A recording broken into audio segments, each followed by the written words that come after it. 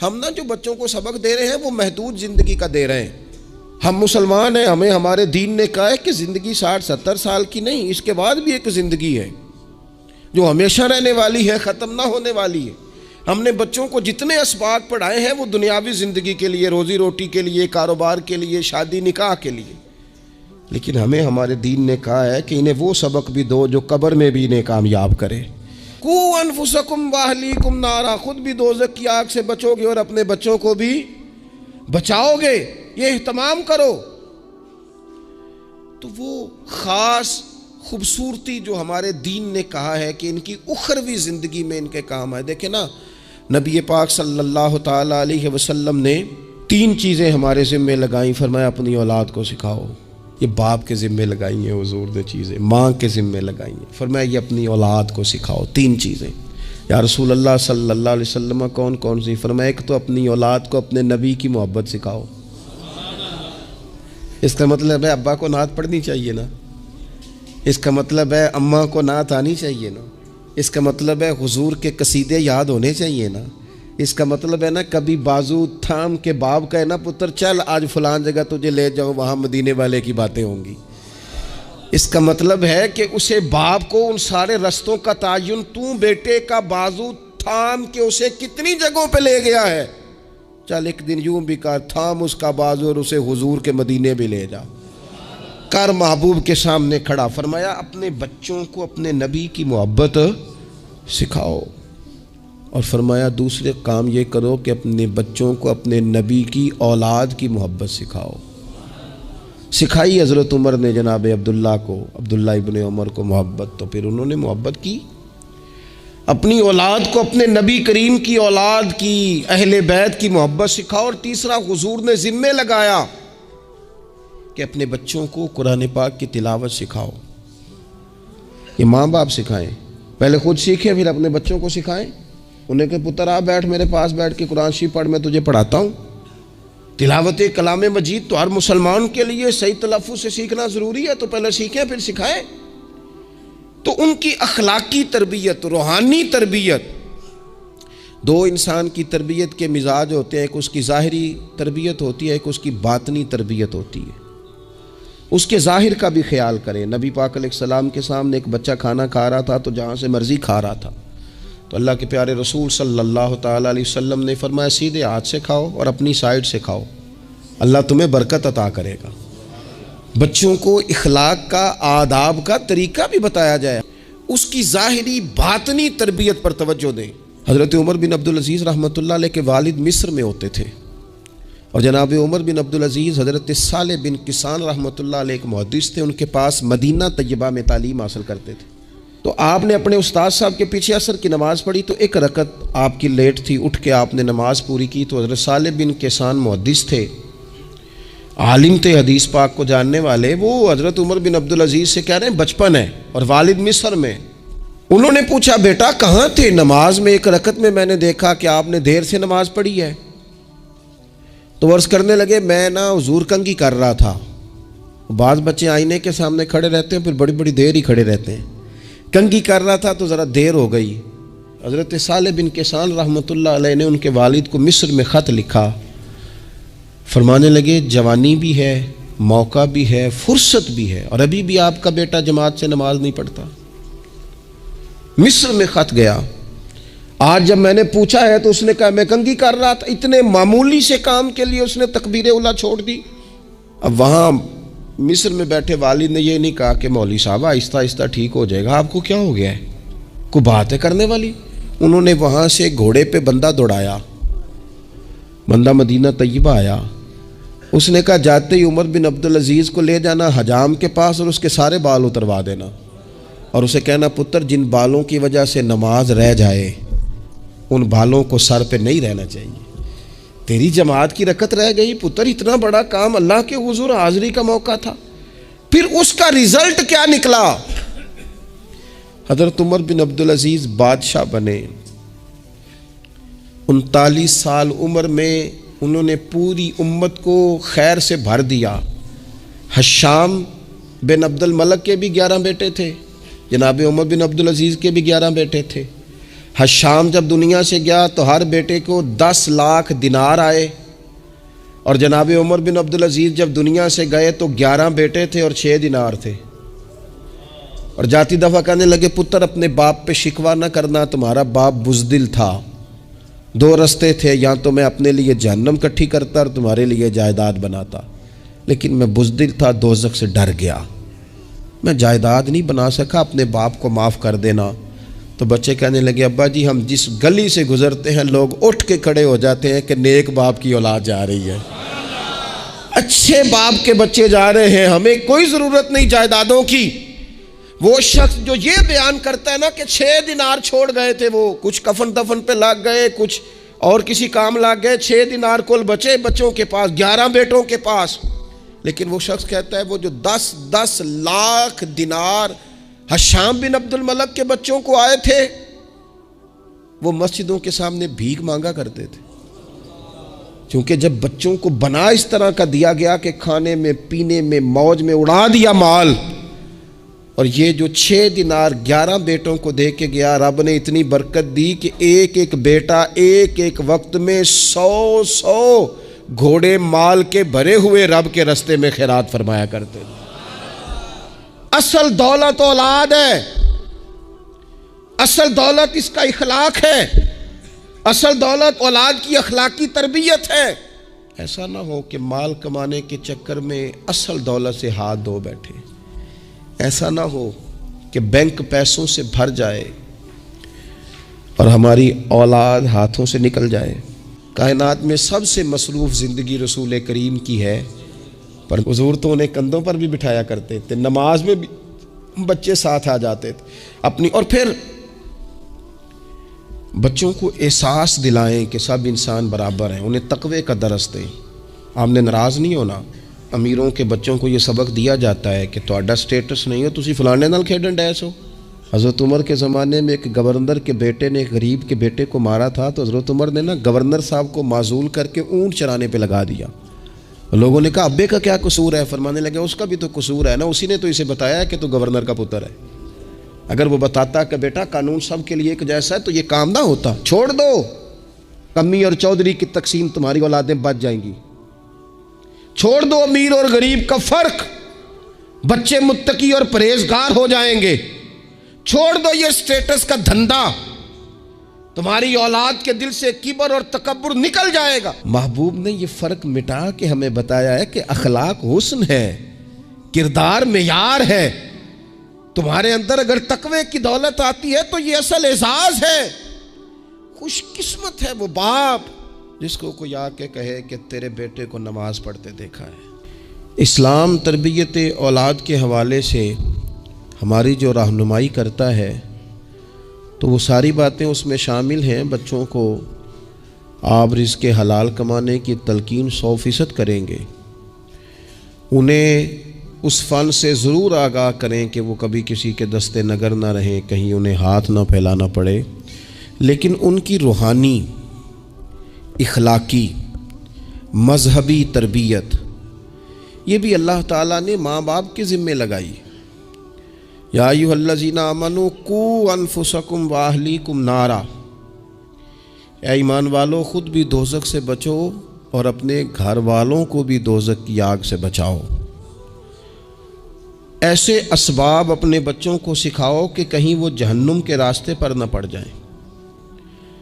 ان ساری راہوں کا انہیں تعین کر کے دو جو جنت کی طرف جاتی ہیں۔ ان کی جو اخلاقی زندگی ہے، ان کے کردار و عمل کا جو حسن ہے، اس کے لیے تم اپنے بچوں کی تربیت کرو۔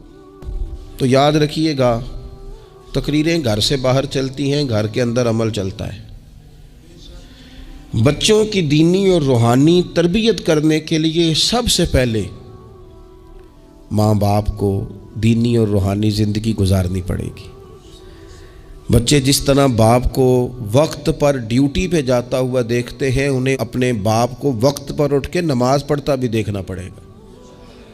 اگر اس کا کاروبار کم ہو جائے، کہیں نقصان ہو جائے، تو جس طرح وہ اسے پریشان اور بے حال دیکھتے ہیں، کاش ایسا ہو نا کہ کبھی باپ کی آنکھوں میں آنسو آئیں اور بچے پوچھیں کہ ابا جی کو کیا ہے تو اماں کہے پتر تمہارے باپ کو حضور کا مدینہ یاد آتا ہے۔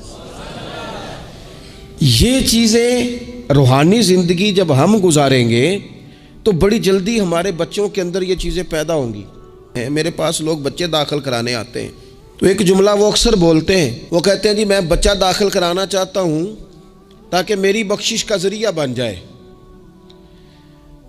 تو میں کہتا ہوں یہ بات آپ کی ٹھیک ہے، حدیث پاک میں الفاظ موجود ہیں کہ اللہ تعالیٰ والدین کو اعزاز دے گا، لیکن آپ ماشاءاللہ باشعور ہیں۔ اگر آپ کو اس بات کا شعور ہے نا کہ بچے کی وجہ سے حافظ قاری علامہ صاحب کی وجہ سے میری بخشش ہو جائے گی، تو اور بھی تو کئی چیزیں بخشش والی ہیں، آپ عمل کیوں نہیں کرتے؟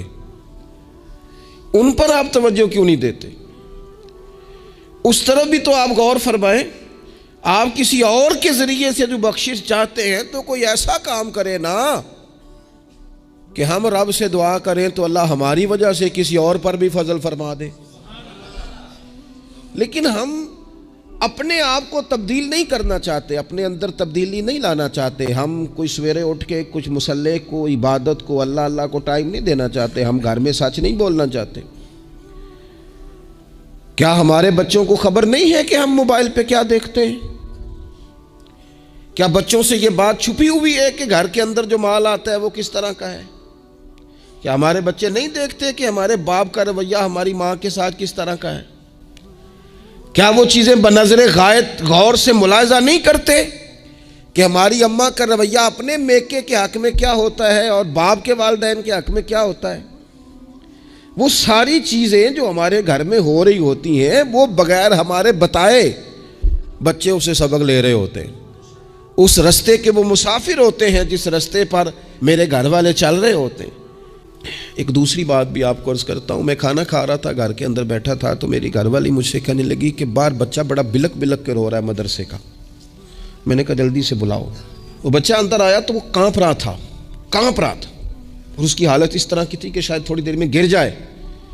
تو مجھے تو کھانا بھول گیا، میں نے کہا پتر خیر ہے، کیا ہوا کیا ہے؟ تو بولے تو اس سے بات نہ ہو سکے، ہانپتے کامتے تڑپتے ٹوٹتے جملے۔ وہ میں نے کہا بیٹے کیا بات ہے، چھوٹا سا بچہ ہے۔ کہنے لگا میں نے گھر ٹیلی فون کیا تھا، میرے ابا جی پھر میری اماں سے لڑ رہے ہیں۔ حضرت صاحب جب وہ لڑتے ہیں تو ہم چار پنجوں کے نیچے چھپ جاتے ہیں، خوف آتا ہے، میری بہنیں روتی ہیں، ہمیں کسی چیز سے اتنا ڈر نہیں آتا کیونکہ ہمارا والد پھر ہماری اماں کو مارتا ہے، خوف آتا ہے۔ آج گھر میں نا پھر ابا جی اماں کو پیٹ رہے ہیں، میں نے فون کیا تھا تو بہنیں رو رہی ہیں، آپ دعا کر دیں ہمارے گھر میں سکون ہو جائے۔ ہم تو اپنے بچوں کی آنکھوں میں آنسو نہیں دیکھ سکتے، پر یہ کس نے رلایا ہمارے بچوں کو؟ ماں باپ نے مل کے؟ کس نے تباہی کی؟ ان کے خیالات کیوں بکھر گئے؟ اتنا خوف کس چیز نے طاری کیا؟ یہ سکون کس نے چھینا؟ میں نے پھر ان کے والد کو بلایا، گزارش کی، اور مجھے امید ہے کہ وہ میری بات بھی سمجھ گئے ہوں گے۔ میں نے ان کو وہ سارے حالات سے آگاہ کیا کہ آپ کے بچوں کی نفسیات کہاں تک جا رہی ہے، پر میری آپ اس واقعے کے بعد میں سمجھا کہ شاید یہ ایک گھر کا مسئلہ تو نہیں ہوگا، جانے کتنے گھروں میں یوں ہوتا ہوگا، کتنے بچے خوف کی زندگی گزارتے ہوں گے، اللہ جانے اب کیا ہونے لگا ہے۔ تو اپنے بچوں کی اخلاقی تربیت کے لیے اخلاقی بڑا پیار کرتا ہے باپ اپنے بچے سے، میں صحیح بتاتا ہوں آپ کو، بڑا پیار کرتی ہے ماں اپنے بچے سے، لیکن یاد رکھنا اس پیار میں کہیں وہ اخلاقی حدود کو کراس نہ کر جائے۔ یہ دیکھ لینا کہیں آپ کے لاڈ پیار میں کوئی ناجائز بات اس کے منہ سے نکلے کسی کے بارے میں اور آپ اسے قبول کر کے کہیں اسے تباہ نہ کر دیں۔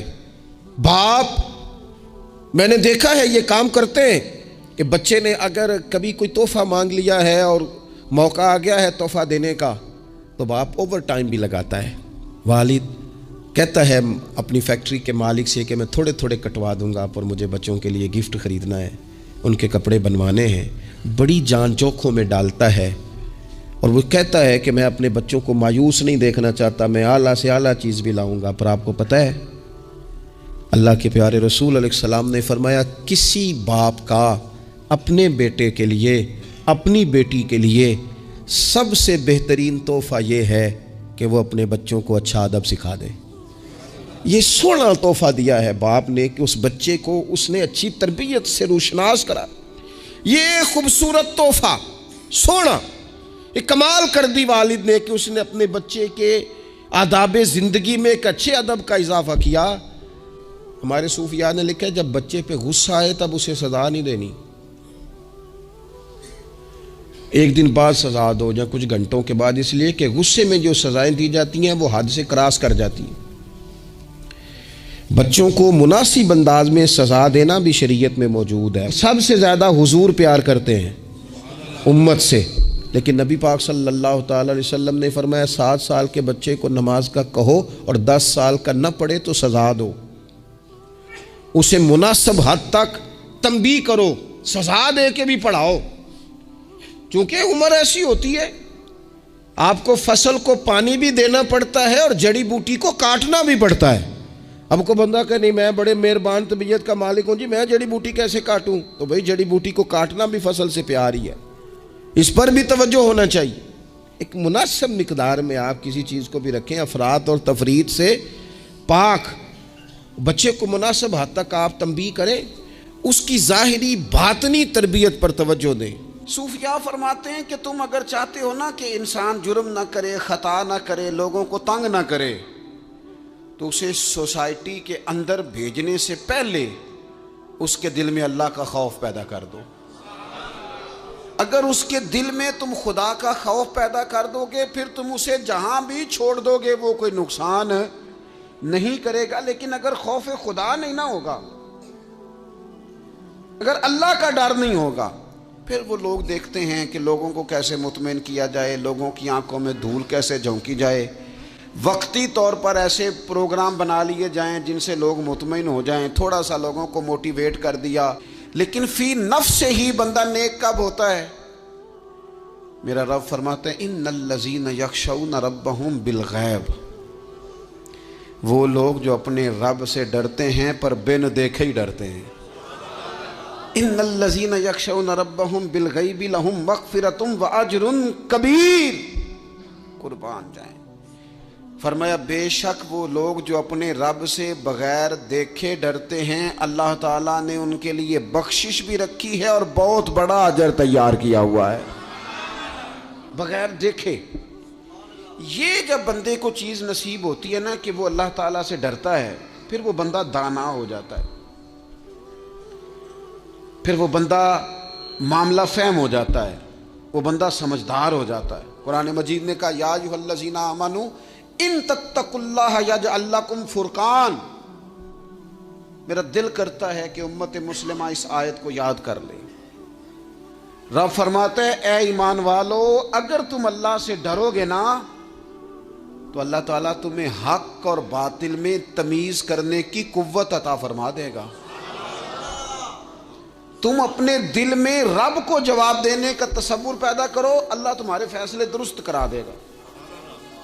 اور میرے نبی پاک صلی اللہ تعالی علیہ وسلم نے فرمایا یہ جو اللہ کا خوف ہے نا یہ حکمت کی بنیاد ہے، یہ دانائی کی بنیاد اللہ کا خوف ہے، یہ بنیاد ہے، اس کی وجہ سے لوگ دانا ہوتے ہیں۔ اگر وہ رب کریم سے ڈرنے لگے تو اللہ انہیں بصیرت کی روشنی دے گا۔ کیوں فیصلے درست تھے سارے سیدنا صدیق اکبر کے؟ اس لیے درست تھے کہ ان کے دلوں میں رب کا خوف موجود تھا۔